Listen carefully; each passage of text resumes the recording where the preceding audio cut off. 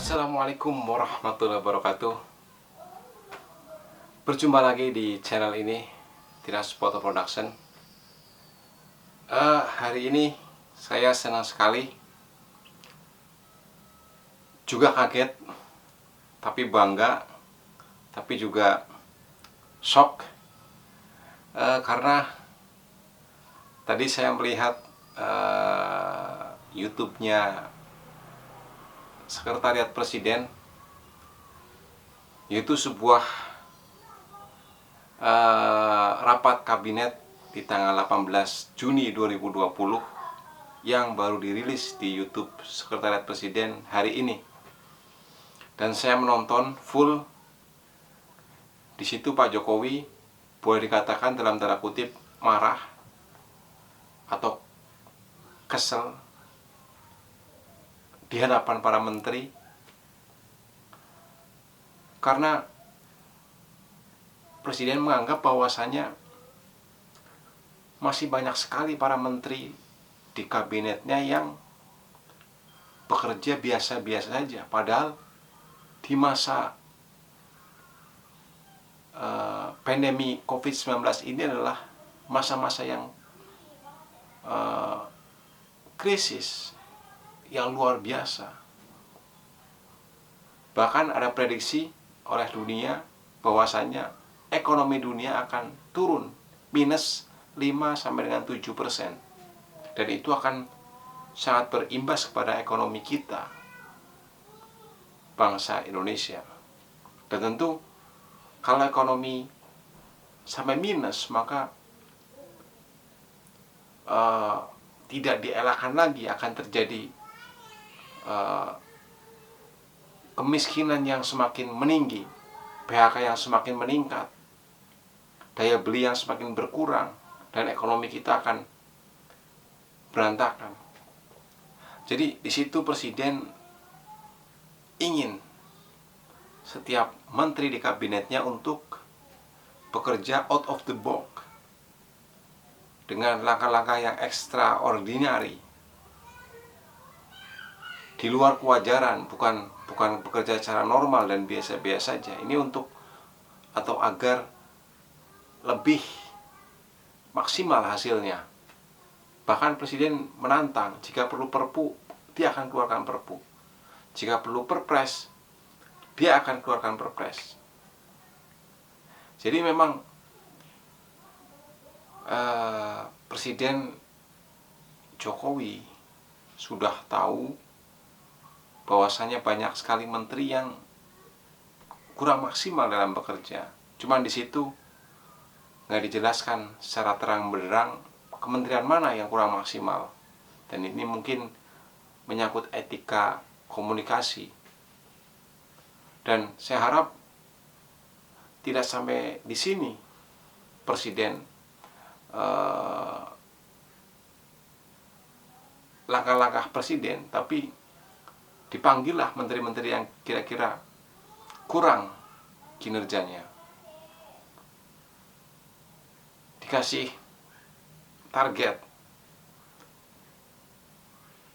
dikasih batas akhir.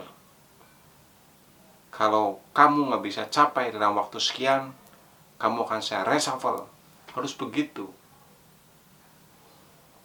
Dan saya menginginkan memang sebagai rakyat, saya usul dan saran kepada Pak Presiden Jokowi, memang harusnya jangan hanya mendengar masukan-masukan daripada para menterinya, para pembantunya, orang-orang terdekatnya, pendukungnya, tapi saya kepengen dan ada baiknya Pak Presiden itu panggil orang-orang yang kontra, orang-orang yang suka mengkritik, kumpulkan 20 atau 30 orang, kumpulkan dalam bidang ekonomi, dalam bidang hukum, dan bidang-bidang yang lain. Contoh dalam bidang ekonomi, Pak Andri Zalamri, Ihsanuddin Nursi. Dalam bidang hukum ada Refli Harun, dan banyak lagi. Ada Rocky Gerung dalam hal komunikasi politik, Fadlizon, Fahri Hamzah, Mardi Guowik, panggil orang-orang yang sering mengkritik.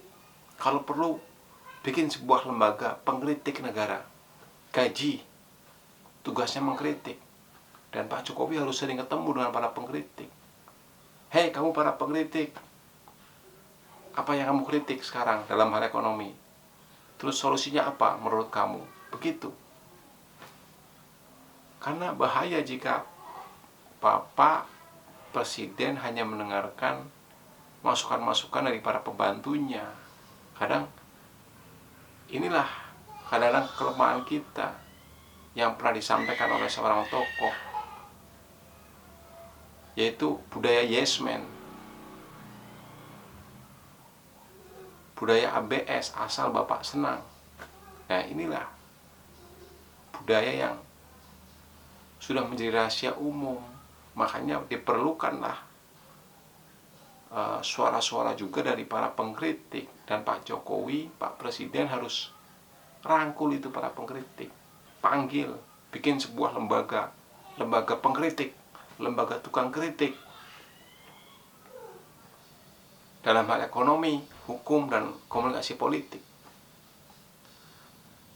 Itu akan menjadi sebuah terobosan yang luar biasa, sehingga ada second opinion yang dipunya Pak Presiden, sehingga ketika ada usul dari para menterinya, Pak Presiden bisa memberikan pandangan lain, second opinion, sehingga terciptalah sebuah solusi yang lebih baik, karena ada tesis dan antitesis. Begitu. Jadi harapan saya memang seperti itu Pak Presiden. Hari ini saya acungin jempol Pak Presiden Jokowi, tegas luar biasa. Saya kaget dan saya bangga. Walaupun saya bukan pemilih Bapak, tapi saya bangga. Tapi jangan berhenti sampai di sini. Harus ada langkah-langkah lanjutan. Demi apa?